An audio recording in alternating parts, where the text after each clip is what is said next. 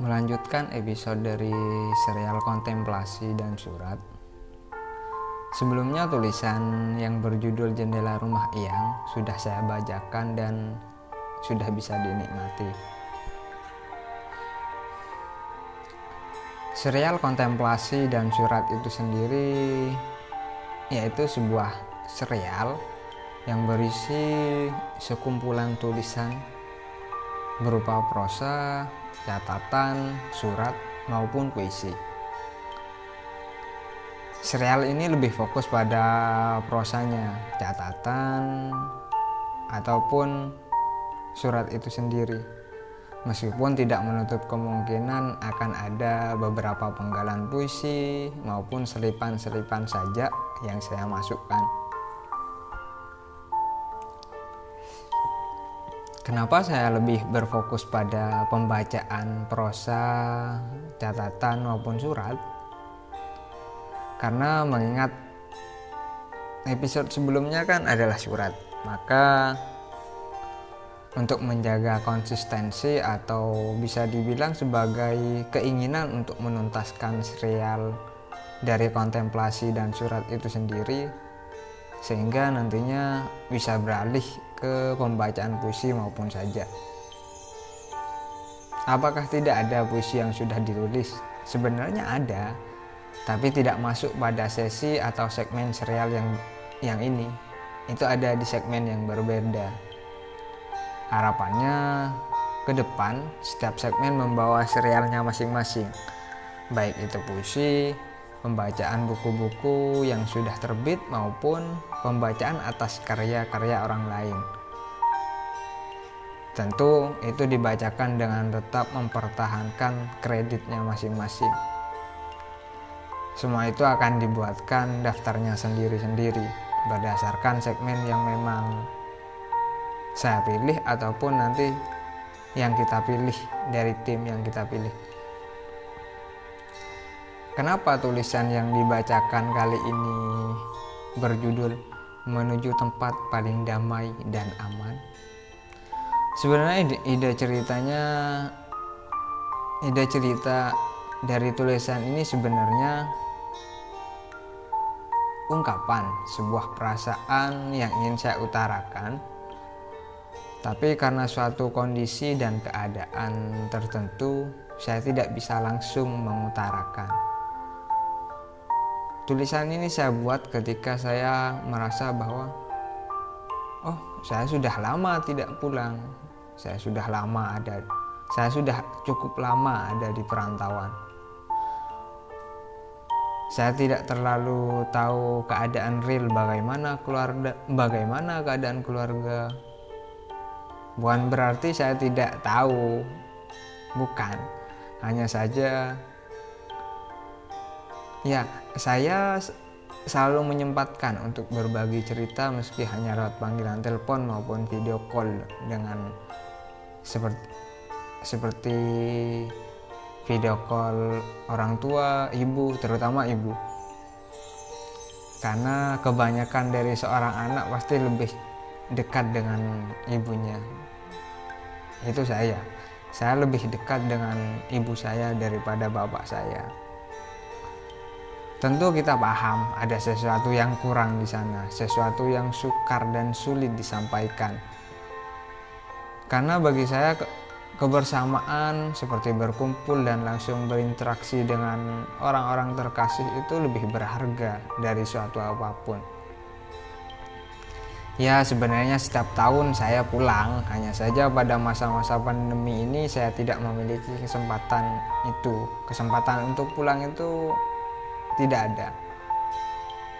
Mau pulang pun ya harus ada beberapa prosedur yang diikuti, dan juga belum tentu lockdown ataupun di masing-masing daerah itu bisa dimasuki seperti masa-masa PSBB sebelumnya. Kita kan tidak bisa pulang, saya tidak bisa pulang, tidak bisa tidak bisa seperti tahun-tahun yang yang normal lah, bulan-bulan normalnya. Oh ya, tulisan menuju tempat paling damai dan aman semula saya unggah di website pribadi. Di website itu saya pecah menjadi 4 bagian. Kenapa saya pecah? Karena ketika dijadikan satu kesatuan yang utuh, tulisan itu akan sangat panjang. Terlebih ada beberapa pembaca atau pengunjung website saya yang tidak terlalu nyaman membaca lewat HP. Mungkin salah satu dari kalian yang mendengarkan pernah mengalami atau pernah merasakan ketika membaca di website itu, ketika ada tulisan yang begitu panjang, kok panjang banget, jadi malas yang membaca. Khawatir ada yang mengalami seperti itu. Ya, semata-mata ini untuk kenyamanan yang membaca, bukan biar unggahan website itu terlihat banyak, bukan. Justru di sebuah website atau ya situs media online, semakin panjang tulisan dan padat malah semakin baik. Itu mempengaruhi ranking di Google. Ya, istilah dalam itu search engine-nya lah. Pertimbangan lainnya untuk mempersingkat durasi rekaman sebenarnya. Karena ketika direkam audionya, ketika dibacakan secara utuh tanpa dibagi, maka durasinya akan sangat panjang. Tentu hal itu mungkin membuat atau membuat orang yang mendengarkan bakalan bosan. Ya, kalau ada animasinya ataupun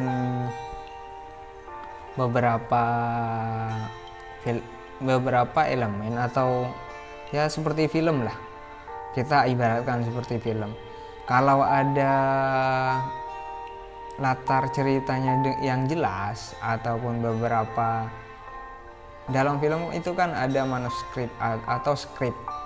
Nah, masing-masing tokoh itu kan memiliki perannya masing-masing, menjalankan perannya masing-masing dengan aktingnya masing-masing.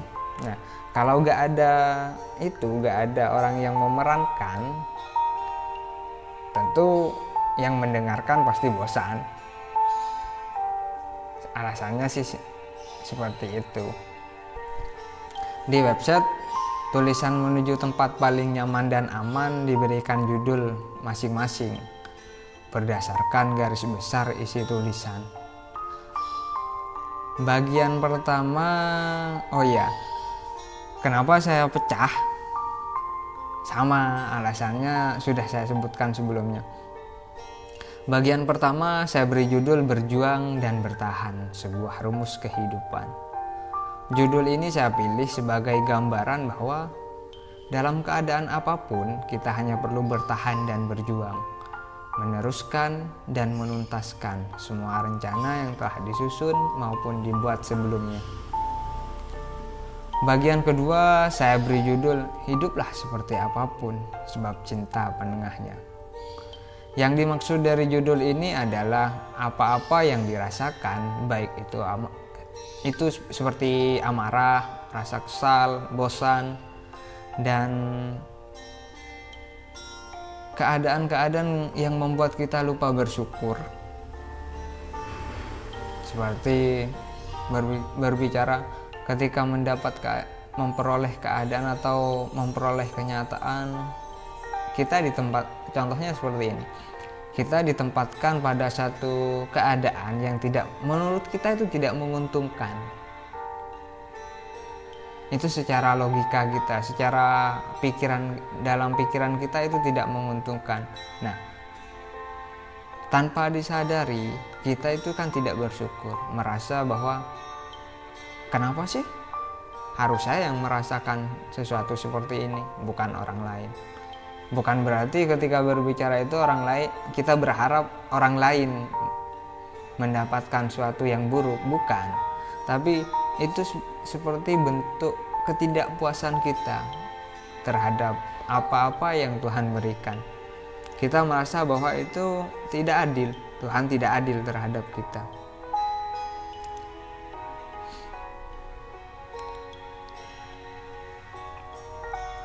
Pada dasarnya, bagaimana ketika kita lupa bersyukur?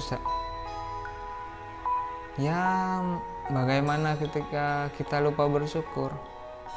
Coba kita ingat-ingat kembali hal-hal baik, hal-hal yang menjadikan kita bahagia itu apa saja. Tentu kita pasti selalu berdoa dan memiliki harapan bahwa Sang Hyang Tunggal ingin tetap kita jadikan sandaran utama. Kita mengadu kepadanya, mengadu tentang hal-hal baik, tentang hal-hal buruk, tentang apa-apa yang kita alami.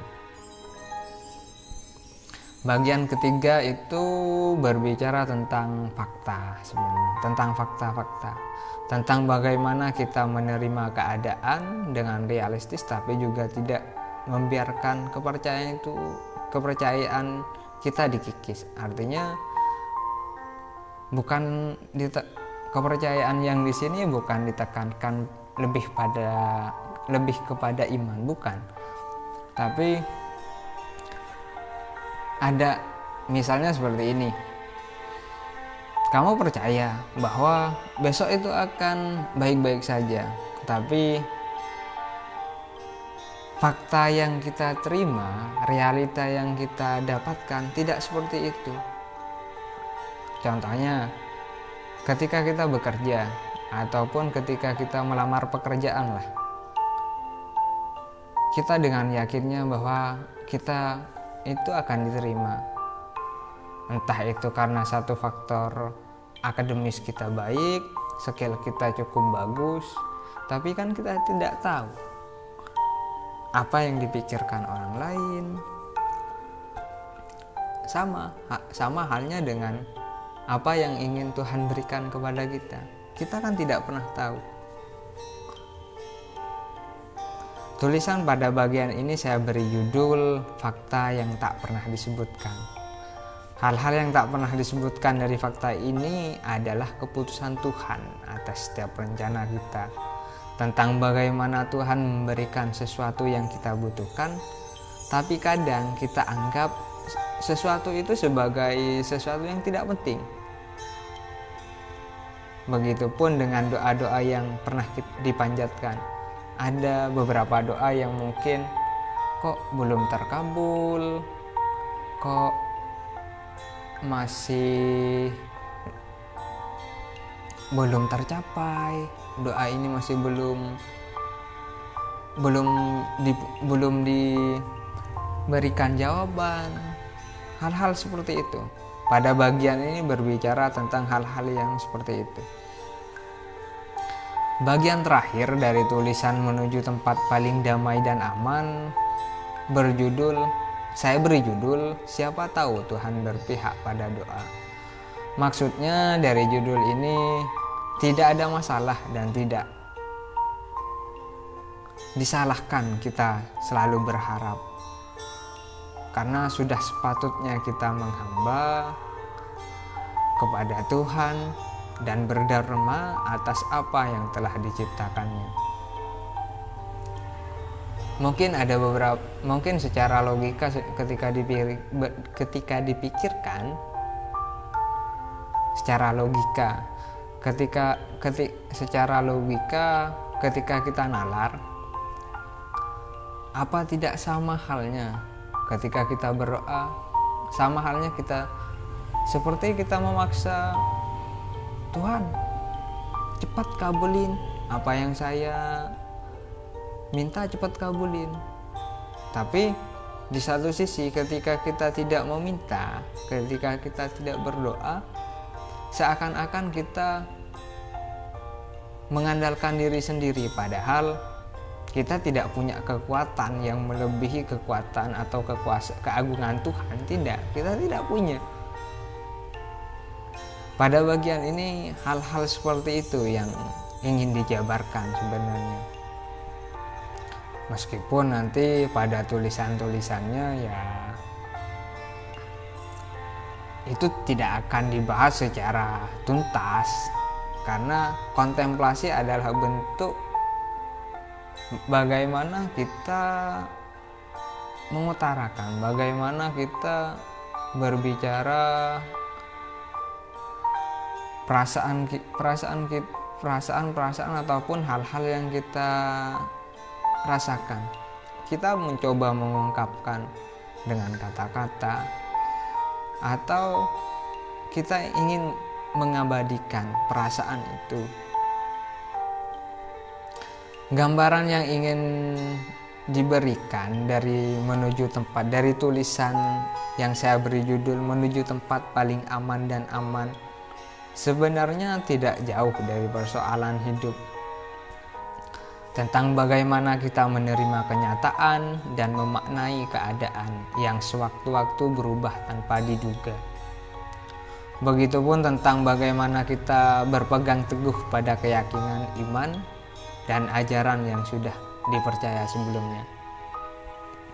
Pada dasarnya tulisan ini bisa dinikmati oleh setiap kalangan, karena biarpun saya terlahir dari keluarga yang beragama Islam, latar belakang kepercayaannya Islam, saya selalu berupaya dan berusaha menulis sesuatu itu, gimana ya mengatakannya, gampangnya setiap tulisan yang bisa diterima dan dinikmati oleh semua orang. Begitulah sederhananya. Ya, terlepas dari itu semua, setiap yang saya tulis, setiap tulisan saya, ataupun setiap apa yang saya coba sampaikan dalam tulisan saya adalah bentuk pengingat untuk diri saya sendiri. Sebenarnya itu tujuannya. Saya ingin melepaskan beberapa beban dengan cara menulis saya jadikan sebuah terapi saja. Sebuah cara bagaimana saya mengoreksi, bagaimana saya mencoba untuk mengingat-ingat kembali apa yang telah Tuhan berikan kepada saya. Puji syukur apabila nanti ada yang bisa memetik hikmah dari tulisan-tulisan yang saya buat ini. Karena tulisan ini sama seperti kontemplasi pada umumnya. Tulisan yang ingin mencoba memberikan kesan hidup adalah apa yang kita rencanakan.